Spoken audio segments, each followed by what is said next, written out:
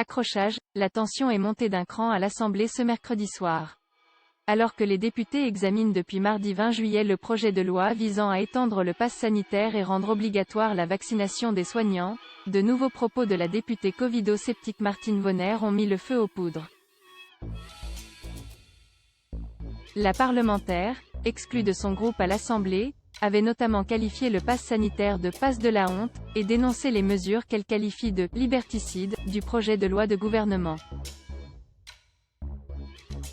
Ce mercredi 21 juillet, elle s'est à nouveau illustrée, estimant que le pass sanitaire allait « instaurer une ségrégation entre les individus de ce pays », comme vous pouvez le voir dans la vidéo ci-dessus.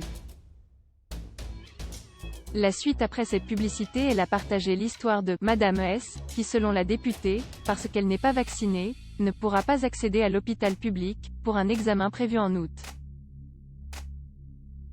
C'est faux, ont hurlé une partie des parlementaires en arrière-plan. Si vous êtes anti-vax, je m'en fiche, des propos immédiatement démentis par la ministre déléguée auprès d'Olivier Véran et chargée de l'autonomie Brigitte Bourguignon.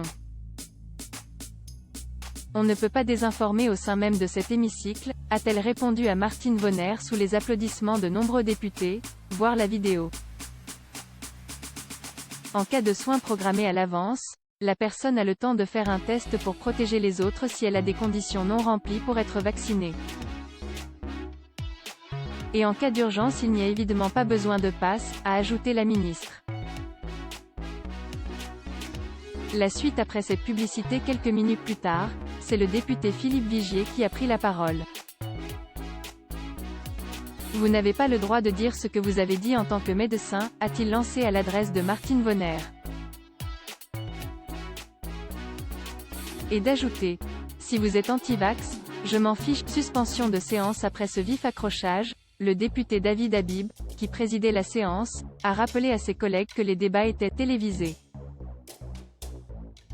Nous avons à offrir les uns et les autres un meilleur spectacle de la démocratie, a-t-il ajouté.